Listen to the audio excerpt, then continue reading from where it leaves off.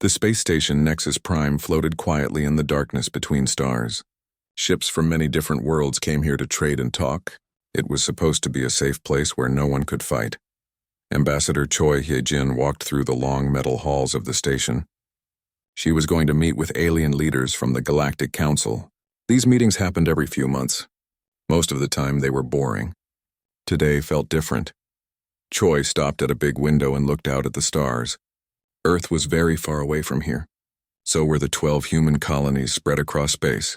New Sol was the newest one. 2 million people lived there now, building homes and mining valuable rocks from the ground. Ambassador Choi? A voice behind her spoke in perfect human language. She turned around. A tall, thin alien stood there. Its skin was blue and its eyes were very large. This was Elder Korth from the Nethys species. The Nethys were old, very old. They had been traveling between stars when humans were still living in caves. Elder Korth, Choi said with a small bow. It is good to see you. We must talk, the elder said. But not here. Too many ears listen in these halls. They walked to a small room away from the busy parts of the station. Elder Korth closed the door and made sure no one could hear them. Your people are in danger, the elder said without waiting. Choi felt her heart beat faster. What kind of danger? The Velkari Empire. They want your newest colony. Choi knew about the Velkari. They were warriors who ruled 3 big parts of space. They had strong ships and loved to fight. Most aliens were afraid of them. Why would they want New Sol? Choi asked. The rocks your people dig there. We call it temporium. It can make ships travel faster than anything we know. The Velkari want it all for themselves. Elder Korth moved closer. His big eyes looked sad and worried.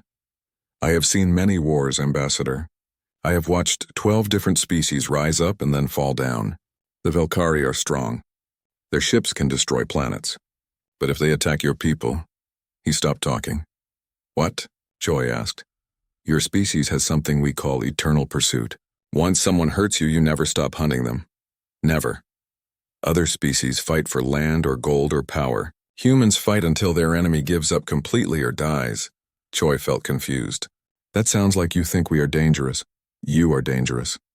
Very dangerous. But only to those who attack you first. The Velkari do not understand this. They think humans are weak because you are new to space travel. The elder pulled out a small device and showed Choi a message. The words were written in the harsh Velkari language, but the device translated them. Primitive humans will leave the Kepler 442 system in 72 hours. If they refuse, we will destroy everything. This is the only warning we give. Choi read the message twice.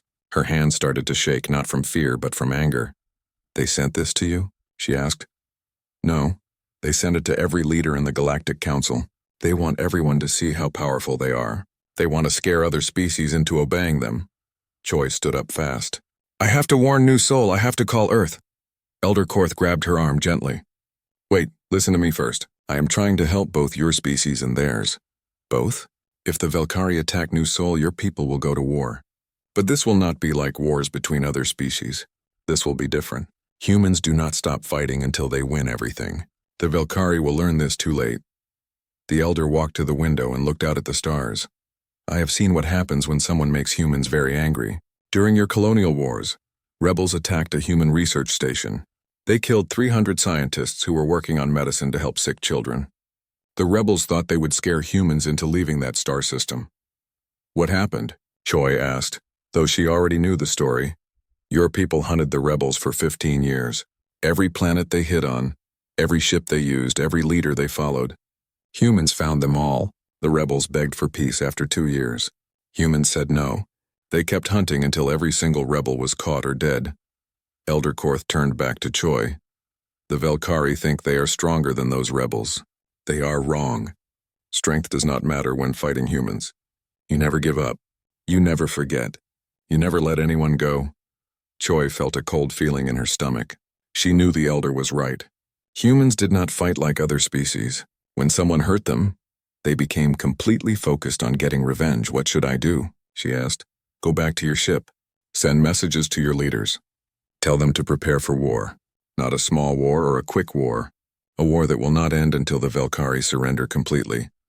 Maybe we can talk to them. Maybe we can find a peaceful answer. Elder Korth shook his head slowly. I tried to talk to the Velkari leaders. I told them about human nature. They laughed at me. They said humans are too weak to be dangerous. They said your ships are too small and your weapons are too simple. Our ships are smaller, Choi said. Yes, but you have something they do not have. You have the will to keep fighting no matter what happens. You have the ability to turn your entire civilization into a weapon when someone threatens your people. A loud sound came from the station's speakers. All humans were being called to return to their ships immediately. The 72 hours have started, Elder Korth said. The Velkari have sent their message to your government too. Choi walked toward the door, then stopped. Elder, why are you helping us? The old alien looked tired and sad.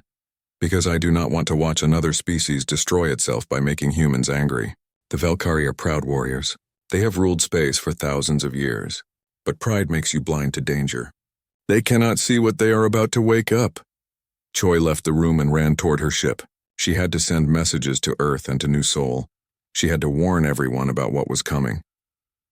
Behind her, Elder Korth stood alone by the window, watching human ships leave the station. Soon, he knew, the galaxy would see something it had never seen before. It would see what happened when someone attacked human families. The Velkari had made their choice. Now they would learn why the old saying was true. Never attack the humans. They will never let you go. The 72 hours passed like a bad dream. On New Sol, people worked day and night to get ready. Some families left on small ships that could carry them to safety. But most people stayed. This was their home now. They had built cities and farms here. They would not run away. Private Yoon Dae-ho stood on top of the main defense tower and looked up at the sky. He was only 22 years old, but he had trained for this kind of fight. Around him, other soldiers checked their weapons and waited. Any word from the fleet? Asked Sergeant Kim next to him. Commander Lee is still 3 days away, Yoon said. We have to hold out until he gets here. The sky suddenly turned bright red. Huge ships appeared above the planet like metal mountains floating in space. The Velkari fleet had arrived. There were 15 big ships and many smaller ones. Each big ship was longer than the tallest building in New Sol's capital city. Their weapons glowed with dangerous energy. All civilians to the underground tunnels, came the voice from the speakers. All soldiers to battle positions. Yoon ran down the tower stairs. Around him, people were moving fast but not panicking. Humans were good at staying calm when things got dangerous. It was one of their best skills. The first attack came without warning. Bright beams of energy shot down from the Velkari ships. Buildings exploded. The ground shook like an earthquake. The air filled with smoke and fire. But the Velkari had made their first mistake. They attacked the big buildings and military bases where they expected to find humans. Most of the people were already hiding in the deep mines underground. Yoon and his team made it to the tunnel entrance just as another blast hit nearby. The explosion threw him to the ground, but he got up and kept running. Underground, the mines went deep into the planet. Humans had been digging here for 2 years, looking for temporium and other valuable rocks. Now these tunnels would save their lives. How many people made it down here? Yoon asked Dr. Park So-young, who was helping organize the civilians. About 1 million, she said. The rest got away on ships or... She did not finish the sentence, Yoon understood. Some people had not escaped in time. Above them, the ground shook again and again as the Velkari bombed the surface. They were trying to destroy everything human on the planet. What do we do now? Asked a young mother holding her baby. Dr. Park looked around at all the frightened faces. Children were crying. Old people looked scared. But in their eyes, Yoon saw something else. Anger. We survive, Dr. Park said. And we fight back. The Velkari landed soldiers on the planet 3 hours later. They wore heavy armor and carried big guns. They marched through the ruined city looking for humans to capture or kill. What they found instead were empty buildings and quiet streets. Where are all the humans? Asked Velkari Commander Zekmor to his soldiers. Underground, sir. Our scans showed tunnels everywhere under the city. Then we go down and get them. But going underground was another mistake. The humans knew these tunnels like they knew their own homes. The Velkari did not. Yoon and his soldiers had spent the last few hours setting up traps. They used mining explosives and tools to create weapons. When the first Velkari soldiers came down into the tunnels, they walked right into an ambush. The explosion echoed through the underground like thunder. Rocks fell from the ceiling. 3 Velkari soldiers died instantly and 2 more were badly hurt. Contact. Contact! The surviving Velkari soldier shouted into his radio. We are under attack. But Yoon and his team were already gone. running through tunnels the Velkari did not know existed. This happened again and again over the next few days. The Velkari would send soldiers into the tunnels. The humans would attack and then disappear. Sometimes they used explosives. Sometimes they caused cave-ins to trap the alien soldiers. Sometimes they just shot them from the darkness and ran away.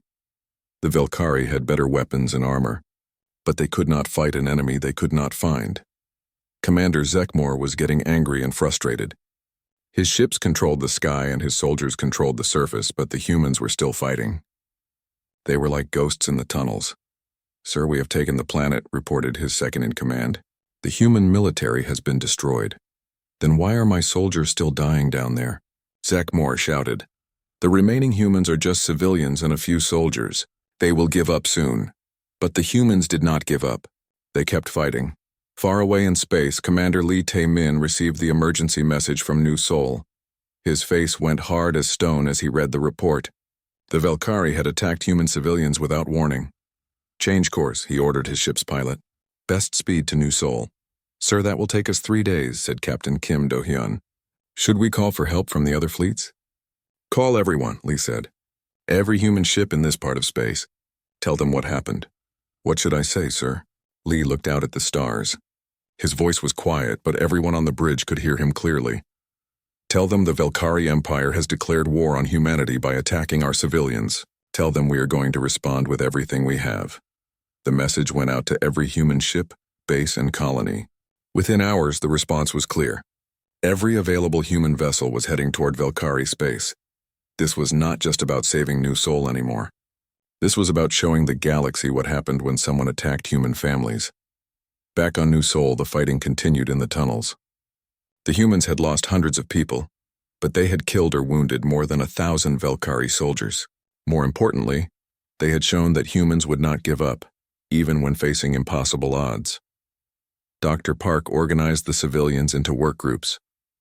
Some people took care of the wounded. Some people prepared food and water. Some people made weapons from mining tools. "How long can we hold out?" Yoon asked her. "As long as we need to," she said. "Help is coming." "How do you know?" Dr. Park smiled, but it was not a happy smile. It was the smile of someone who knew what humans were capable of when they got angry.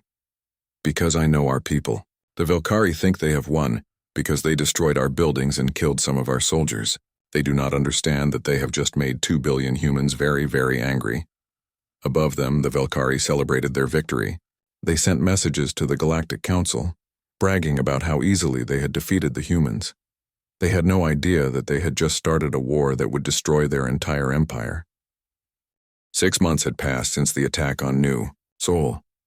The galaxy was watching something it had never seen before. Humans were everywhere. Captain Shin Woo-jin crouched behind a broken wall on the Velkari mining station called Iron Ridge. His team of 12 soldiers had traveled here secretly to destroy the station's main power source. This station provided energy for 3 Velkari military bases. "Target identified," whispered Lieutenant Kang Min-ho through the radio. 2 guards at the main entrance. More inside." "Remember the plan," Shin said quietly. "We get in, plant the charges, and get out. No unnecessary fighting."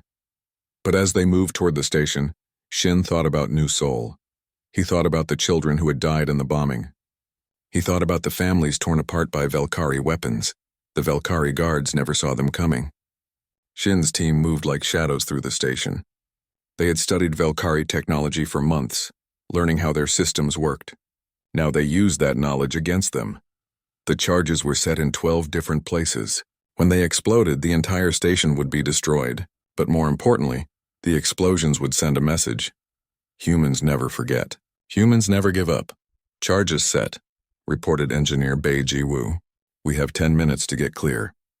As they escaped in their small, fast ship, Shin looked back at the station. Soon it would be nothing but floating metal and debris, one less source of power for the Velkari war machine. This was happening all across Velkari space. Small human teams were attacking supply lines, destroying fuel depots and sabotaging communications equipment. The Velkari military was starting to feel the pressure. Back on Earth, Admiral Yang Sung-ho stood in the main war room. Holographic displays showed the locations of every human ship and every known Velkari target. Red dots marked places where humans had already struck. There were hundreds of them. Report, Yang said to his aide. 15 more successful raids this week, sir.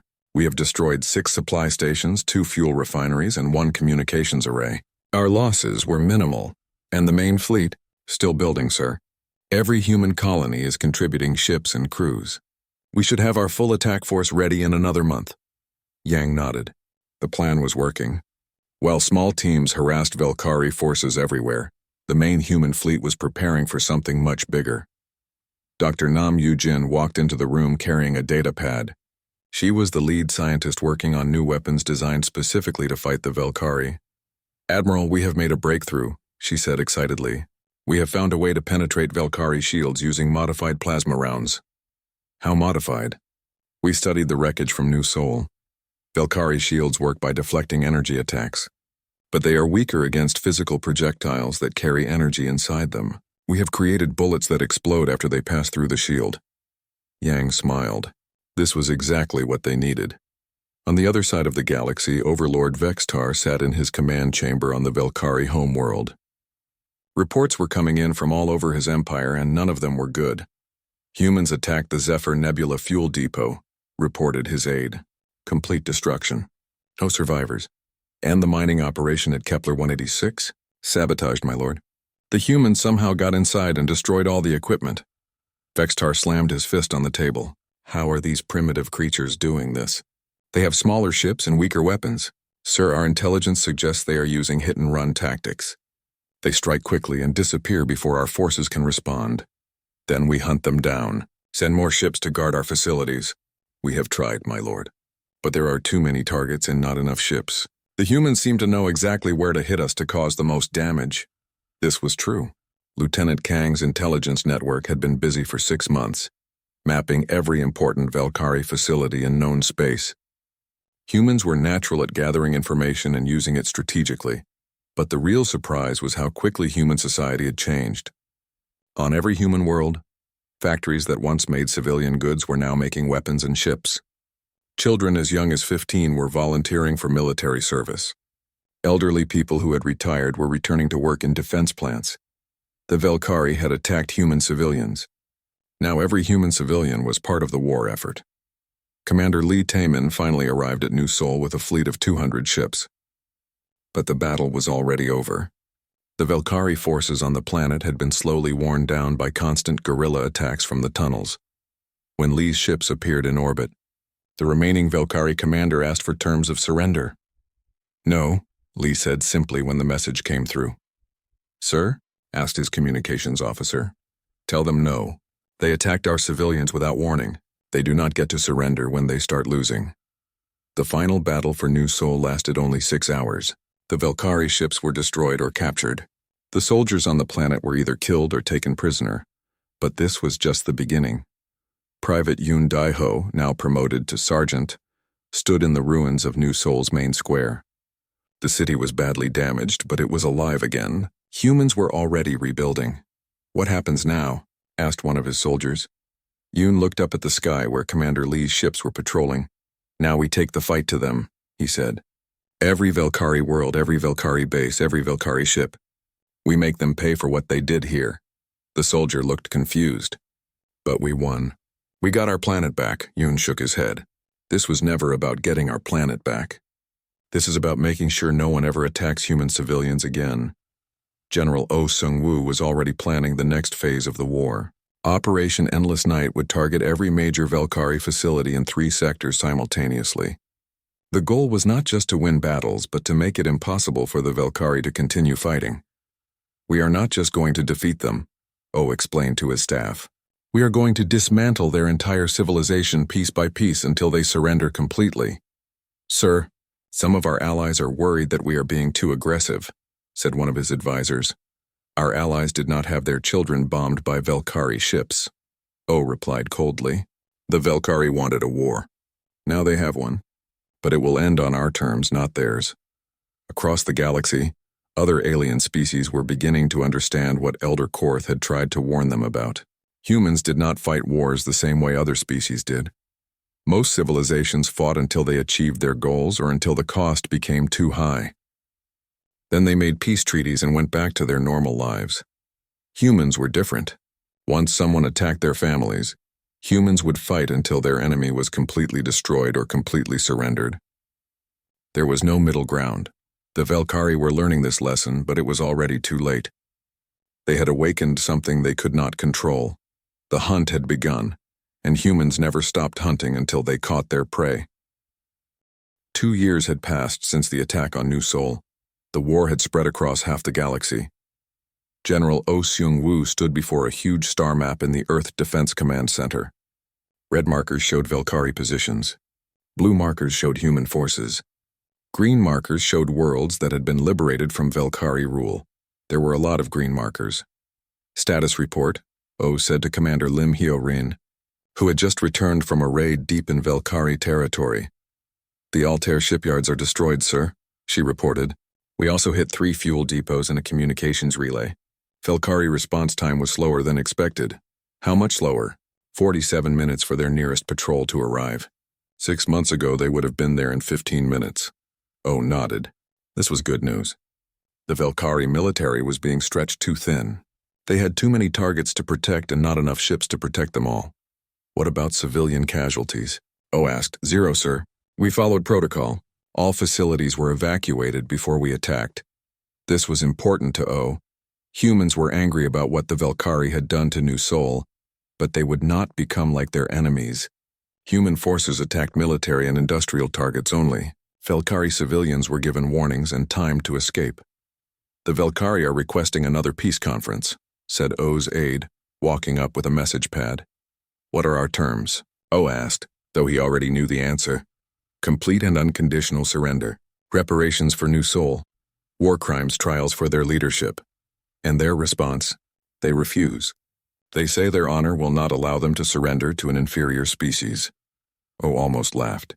After 2 years of losing battles, the Velkari still thought humans were inferior. Across the galaxy, technician Ryu Kyung-soo was conducting a very different kind of warfare. His team had hacked into the main Velkari communications network. Instead of just gathering intelligence, they were broadcasting messages directly to Velkari worlds. This is a message to all Velkari people. Ryu spoke into the microphone. His words would be translated and sent to millions of Velkari homes.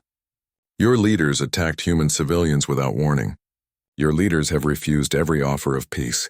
Your leaders are destroying your empire because of their pride.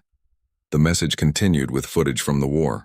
Burning Velkari ships, destroyed military bases, refugees fleeing from combat zones. Humans do not want to destroy your civilization, the message said. We want your leaders to surrender and accept responsibility for their crimes. Every day they refuse, more of your people die. Every day they refuse, your empire grows weaker. This psychological warfare was having an effect. Reports from Velkari worlds showed growing unrest.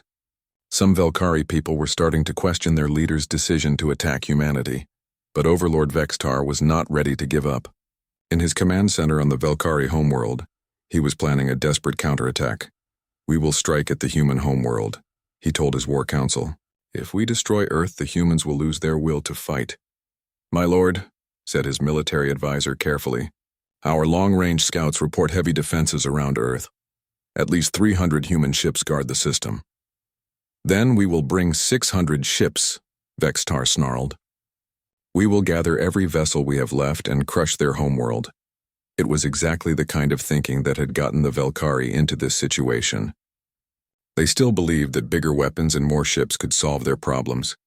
The human approach was different. Fleet Admiral Park Chan-woo was not planning one big battle. He was planning to end the war by making it impossible for the Velkari to continue fighting. Phase 3 of Operation Endless Night begins tomorrow, Park announced to his fleet commanders. We will simultaneously attack 12 major Velkari industrial centers. The goal is to destroy their ability to build new ships and weapons. Sir, intelligence suggests the Velkari are massing their remaining fleet for an attack on Earth, reported Captain Kim Do-hyun. Let them come, Park said calmly. Earth can defend itself. Our job is to make sure they have no empire left to return to. This was the human strategy. While the Velkari focused on grand gestures and honor battles, humans were systematically destroying the infrastructure that kept the Velkari Empire running. Dr. Lee Yoon-ji, the leading expert on Velkari psychology, had studied their behavior for 2 years. Her reports helped human commanders understand how their enemies thought. The Velkari cannot comprehend total warfare, she explained to General O. In their culture, wars are fought between military forces. The idea of targeting an entire civilization's ability to fight is foreign to them. What does that mean for us? It means they will keep making the same mistakes. They will focus on big battles and dramatic gestures, while we continue to dismantle their empire piece by piece. The prediction proved correct. While the Velkari prepared their grand assault on Earth, human forces struck at the heart of their empire. Commander Ko Tai-sung led a special operations team deep into Velkari space. Their target was the main computer center that controlled communications for the entire eastern sector of the Velkari Empire. The facility was heavily guarded, but Ko's team had studied Velkari security procedures for months. They knew exactly when the guards changed shifts and which routes had the least surveillance. Remember, Ko whispered to his team as they approached the facility. We need those computers intact for at least 30 minutes. Ryu's people need time to download everything. The attack was swift and precise. Ko's team disabled the guards without killing them and secured the computer center. Within minutes, Technician Ryu's cyber warfare specialists were downloading decades of Velkari military intelligence. Location of secret bases. Supply routes. Fleet movements. Personnel files, everything. Got it, reported Ryu through the radio. Every Velkari military secret for the past 50 years is now in our hands. Ko's team escaped just as Velkari reinforcements arrived. The guards were unconscious but alive. The computers were undamaged but completely compromised. When the Velkari discovered what had happened, they realized the full extent of their situation. Humans now knew everything about their military operations. Every base, every ship, every plan was compromised. How is this possible? Overlord Vextar demanded when he received the report. How do these primitives keep outsmarting us? His advisors had no answer. They still did not understand that humans approached warfare differently than any other species. Humans were not just trying to win battles. They were trying to make their enemy completely unable to fight. The psychological effect was devastating.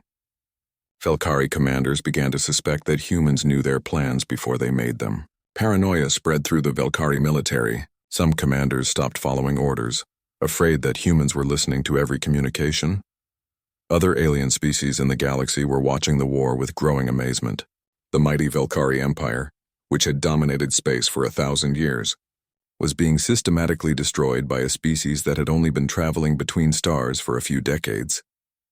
Elder Korth attended an emergency session of the Galactic Council. The topic was whether to intervene in the human-Velkari war.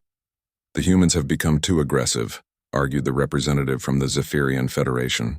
They are destroying the balance of power in this region of space. The Velkari attacked human civilians without provocation, Elder Korth replied. The humans are simply responding as their nature dictates. But this level of warfare is unprecedented, said another council member. No species has ever pursued total victory so relentlessly. Elder Korth looked around the council chamber. These aliens still did not understand what they were seeing. You still think this is about territory or resources, he said sadly. You do not understand that this is about survival. The humans are not fighting to conquer the Velkari Empire. They are fighting to ensure that no species will ever again think human civilians are easy targets. The council voted to offer mediation, but both sides refused. The Velkari because their pride would not allow them to accept help. The humans because they would accept nothing, less than complete surrender. The war would continue until one side was completely victorious and everyone in the galaxy was beginning to understand which side that would be. 5 years had passed since the attack on New Seoul. The Velkari Empire was dying. Fleet Admiral Park Chan-woo stood on the bridge of the human flagship Indomitable as it approached the Velkari homeworld. Behind him, 1,000 human ships followed in perfect formation. This was the largest fleet humanity had ever assembled. Sir, we are receiving a transmission from the planet's surface, reported the communications officer. Put it through, Park said. The voice that came through the speakers was tired and desperate. It was Overlord Vextar himself. Human Commander, I request a meeting to discuss terms. Park's expression did not change. The terms have not changed in 5 years, Overlord. Complete and unconditional surrender. War crimes trials for your leadership. Reparations for the families killed at New Seoul. You ask too much. No proud species can accept such terms. Then no proud species should attack civilians, Park replied coldly. You have 1 hour to surrender. After that, we will assume you have chosen to fight to the end. The transmission ended. Around the bridge, human officers prepared for what might be the final battle of the war. Dr. Lee Yoon-ji watched the exchange from her position as psychological warfare advisor. She had studied the Velkari for 5 years now. She knew exactly what they were thinking. He will not surrender, she told Park quietly. Velkari culture values honor above survival. They would rather die fighting than live with the shame of total defeat. Then they will die fighting, Park said. But we will give their people one last chance to choose differently. He turned to the communications officer. Open a channel to all Velkari frequencies. Broadcast to the entire planet. The message went out in perfect Velkari language. People of the Velkari homeworld. Your leaders attacked our civilians 5 years ago. Since then, we have destroyed your military, liberated your colonies, and brought our fleet to your doorstep. We do not want to destroy your civilization. We want justice for our dead. You have 1 hour to remove your leadership and surrender. If you choose to fight, we will defend ourselves. The choice is yours. On the planet below, millions of Velkari heard the message. In their cities, families gathered around communication devices. In their military bases, soldiers looked at each other with uncertainty. The humans had kept their word for 5 years. They had attacked only military targets. They had allowed Velkari civilians to evacuate before bombing military facilities. They had treated Velkari prisoners according to galactic law, but their leaders had refused every offer of peace. Commander Ko Tai-sung was already on the planet's surface with a team of Special Forces soldiers. They had infiltrated the capital city 3 days earlier. Their mission was not to cause destruction, but to deliver one final message directly to the Velkari leadership. Target building identified, Ko whispered into his radio. Overlord's command center, maximum security. Remember, we want him alive, came the response from Fleet Admiral Park. This ends with surrender, not assassination. Ko's team moved through the city like ghosts. 5 years of war had made them experts at infiltrating enemy territory. They knew Velkari security procedures better than most Velkari soldiers did. The command center was a massive building in the heart of the capital. Hundreds of guards protected it. But Ko's team had something the guards did not expect: complete intelligence about the building's layout, security systems, and guard rotations. They entered through a maintenance tunnel that connected to the city's water supply system. From there, they moved through air vents and service corridors that most Velkari did not even know existed. Target acquired, Ko reported as he looked through a ventilation grate into Overlord Vextar's private office. The Velkari leader sat alone behind his desk, staring at reports from the fleet battle above. His empire was finished, and he knew it. Only a few dozen Velkari ships remained to defend the homeworld against 1,000 human vessels. Ko dropped silently into the room. His team followed, weapons ready but not aimed at the Overlord. Overlord Vextar, Ko said in perfect Velkari, I bring a final message from humanity. The alien leader looked up, startled but not afraid. You are brave to come here, human. My guards will kill you all. Your guards do not know we are here, Ko said calmly. We could have killed you already if that was our mission.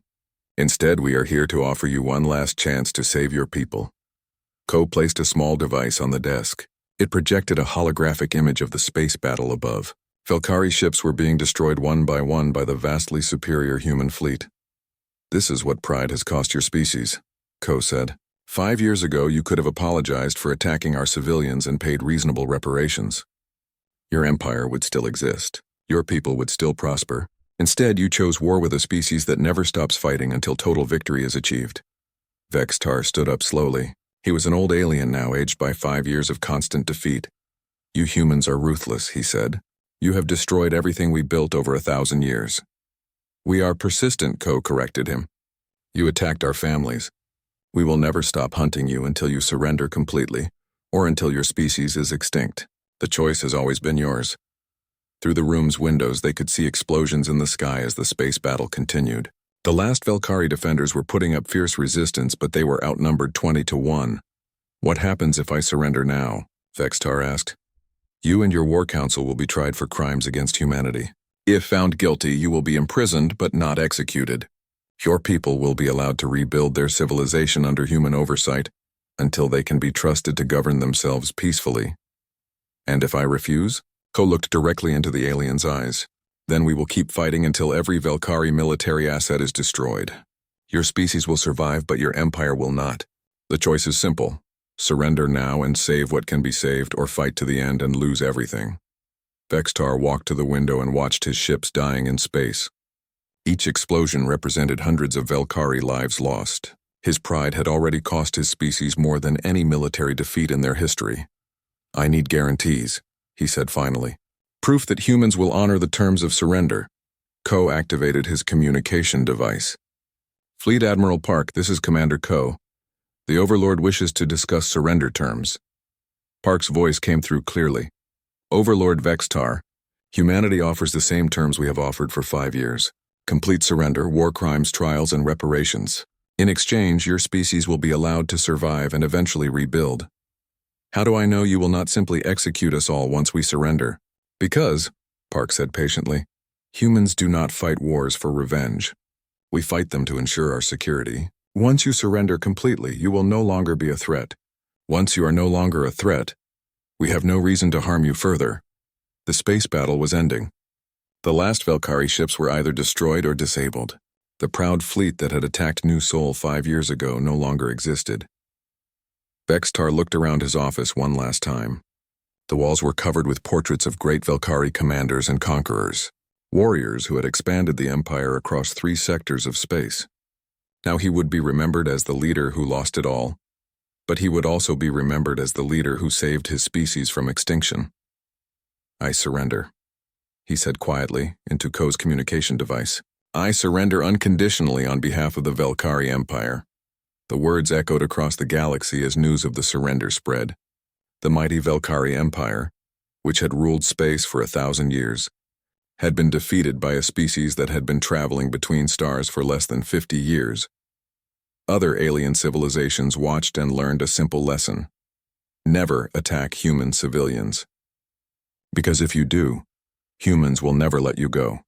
They will hunt you across the galaxy until you surrender completely, or die trying to escape them. The war was over, but the message would be remembered forever.